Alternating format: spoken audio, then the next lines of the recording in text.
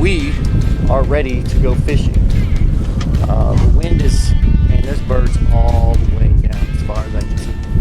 The wind is pumping it this morning, which we knew it would, and I really believe the bite's going to go off today. And, so stay tuned. This lens is dirty. Bless you. Holy cow. What is going on this boat? Not the monster we were looking for, but it's my first triple tail. Good job, Chad. You've never caught one before. Nope, my first one. I don't think he's going to make the limit. 15 Not inches. even close. Uh-oh. That'd be another keeper red? I don't think so.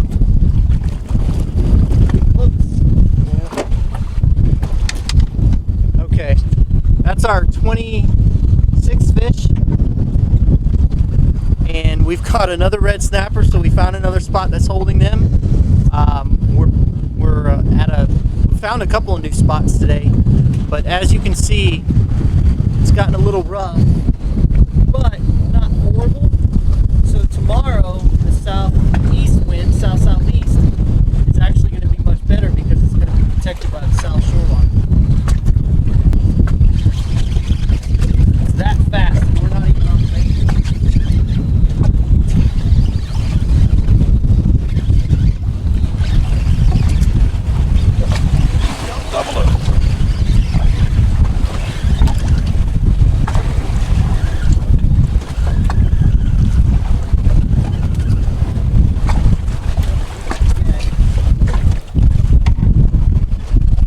So it's been a strange day. We caught a squid in the cast net, Oh yeah.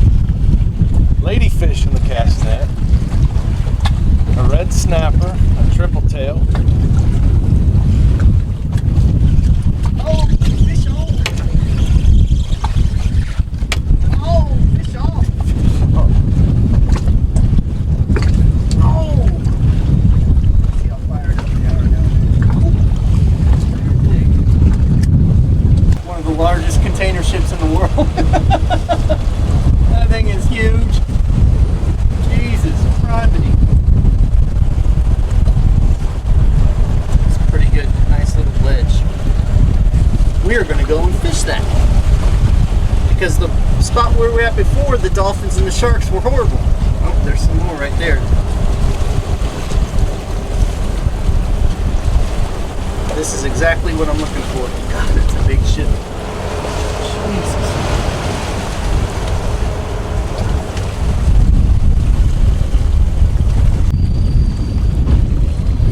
Nice job, Chad. He had me all up in it.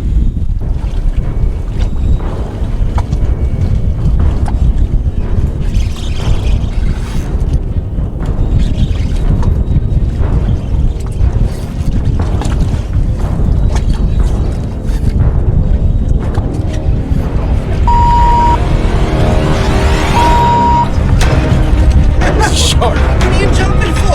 Coming at me with his mouth open. He was coming at me. He was. You're not in the water, Chad. He was coming at me with his mouth open. Haven't you seen the movies? They can take the transom right off the boat. Oh, Lord. He wasn't that big. He was about 7 foot. Bigger than me. Look, he got a. Did he get him? Yeah. I scratched him. He had him in his mouth. What a pansy. I hope we caught that on camera where he almost jumped out of the boat. He's supposed to stay in the boat when there's a shark like that. I wasn't going in the water. I was trying to get away from him.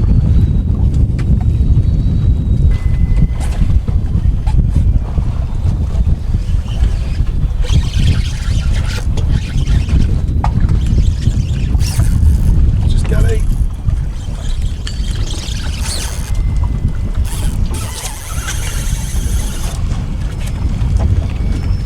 Shark! Relentless.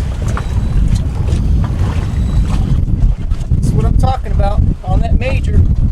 Just got a little bit left of that major and the tide's starting to barely move out, but that's what it's all about right there.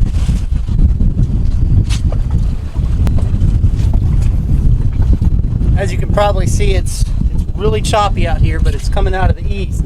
So it's not horrible, but now that the tide is starting to turn and go out, it's going to make it really tough because the wind and the tide are going to be going the same way, which for the trolling motor is not good. For anchoring, it's great. But earlier today, the boat was positioned at a different position, so it would have made it really tough to try to anchor. But we're just catching this tail end of this major feeding time, which has been really good. We've lost a lot of big fish. Oh God! Oh God! He thumped it like that last. I thought, okay, this is it. God bless America. It break me off. Just took my bait. Oh, Chad's on. Ooh, that's a good fish. Oh! Chad sucks. Oh, there's another one.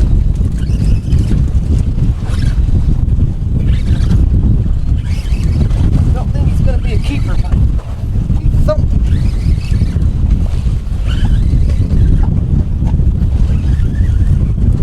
Ooh, I don't know. Looking like he might. Alright, start to short now. Oh my God, he's puking up all. Are you chumming still? No, I don't have any around. Okay, he's got two white baits in his throat.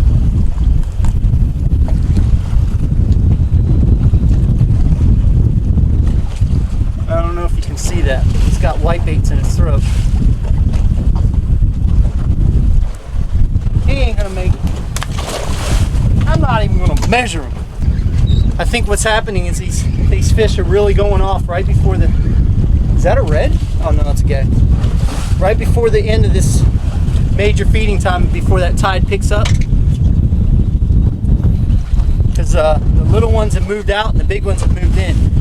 That's kind of a word of advice too, is if you're fishing a spot and you're catching a lot of small ones, don't get really discouraged because the big ones are there. If the small ones are there, the big ones are there. So sometimes you got to weed through those small fish. And once you weed through them, you're going to start getting bigger and bigger fish. Like the last 3 fish up have been 22 and a half and bigger. But 3 or 4, he ate it before it got to the bottom too.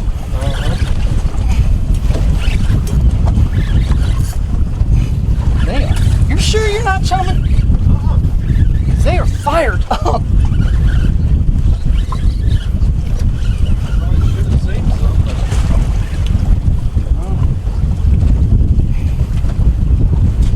That's just crazy. Bite is insane right now. As fast as we can get them down. Boom, boom, boom. And again, I talked about that major. That major was key. We did catch a lot of fish. We caught about 30 fish during the morning. The morning tide wasn't as hard as the afternoon tide's going to be. So the fish were feeding pretty good. But they're really feeding really good right now. It is currently 2:16, so got about another 20 minutes, I think, of the.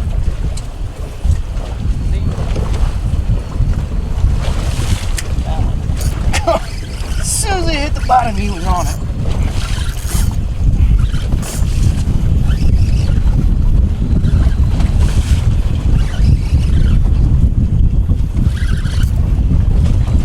This one's acting like a red. Oh, nice gag. It could be the 4th one.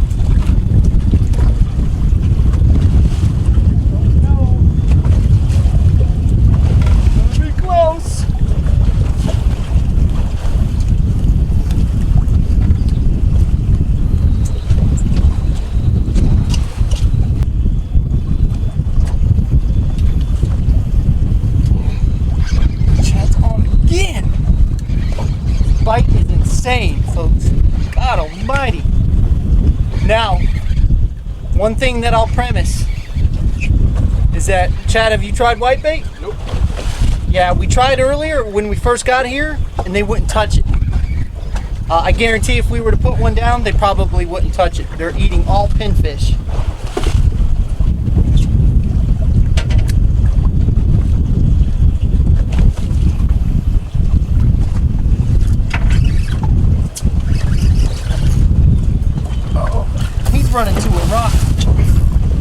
know something. He's running. It's a big fish right here.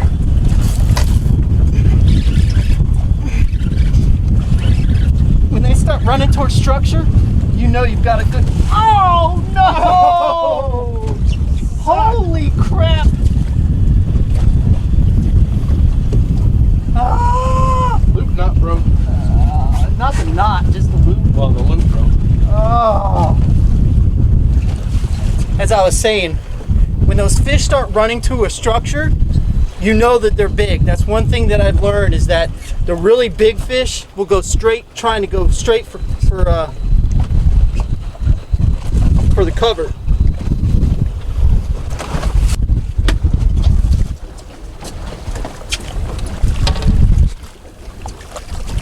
Oh, yeah.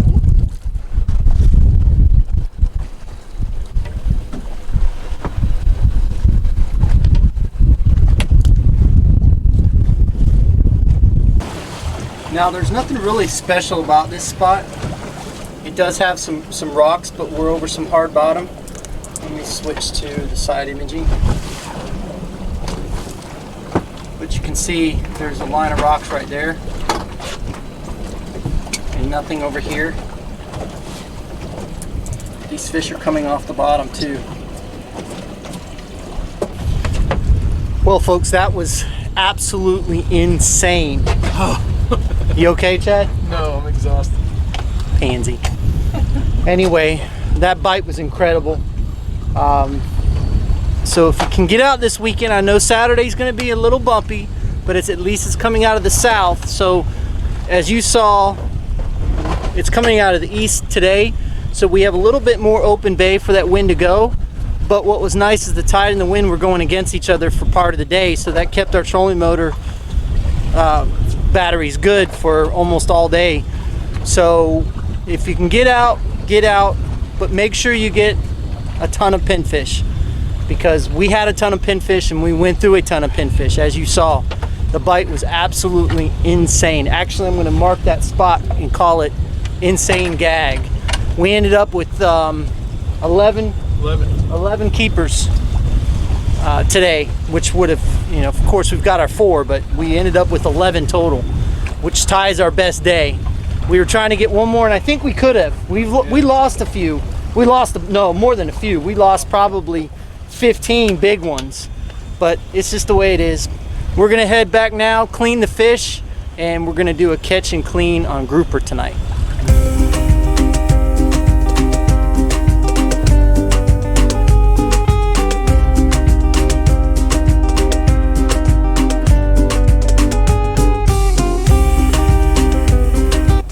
I'm not sure that the fish respond to the chumming very well. That one all came out of this fish. And then he ended up eating a big pinner on top of that. That's crazy. Isn't it?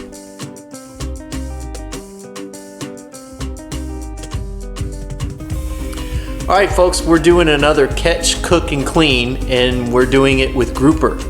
And my wife, Marion, behind me, has a really good recipe that we're going to do, and we're going to show you right now. So tonight we're cooking this lovely grouper. Look how yummy that looks. That's just 1/2 of a grouper, correct? Correct. One fillet. So I've cut it in half and I've dried it really well. It's really important to make sure the grouper is really dry. I made like a little batter, breading, what you want to call it, with flour. I used a little smoked paprika, garlic, oregano, salt, and pepper. We're just gonna make a little smoky pan fried grouper, just a light batter. And then afterwards I'm gonna pull the grouper out and then I'm gonna saute some spinach with some, forgot the word, shallots. Yes, shallots and a little wine sauce that we're gonna pour back over the fish after it's done. I've got my cast iron heating up over here, just stirring all the batter together. I'm gonna call it a batter. It's not really a batter. Breading, that's a better term. I don't know, whatever you wanna call it. I'm ignoring my keto diet tonight and actually gonna use flour, regular white flour, not almond flour. I'm adding a little olive oil to the cast iron, a couple tablespoons.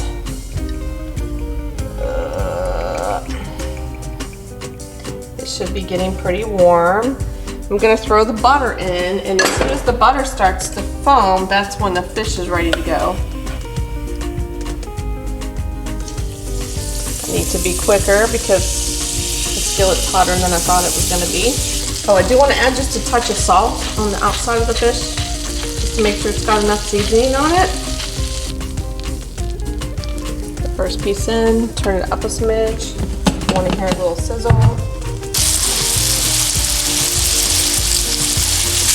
Hey, we're back. It's been about, I don't know, 3 minutes maybe. As you can see from the browning on the outside of the fish, that it's time to flip. So we're gonna give it a little flip. Hopefully we can do this without breaking. Look how good that was. That's the color you want to see on there. Now that I've pulled out the fish, I'm gonna throw in the shallots. Shallots are nice because they have a tendency to taste more like garlic and onion, so you don't have to add both. I'm just gonna give them just a quick turn of the pan, not too much, and then I'm gonna throw in some white wine. I will put this recipe down for you guys because I know I'm doing this really fast.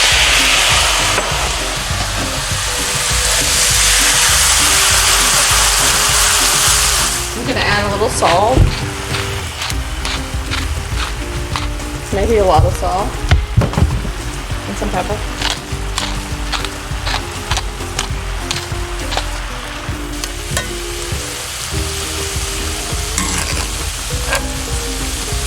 Just a little bit of lemon, and it's finished. Todd says corn because he's not a fan of spinach, so I make him try a little. And then mine has the big blob of spinach in the back. So this is just a simple grouper recipe that I tried out myself tonight to see if we would like it.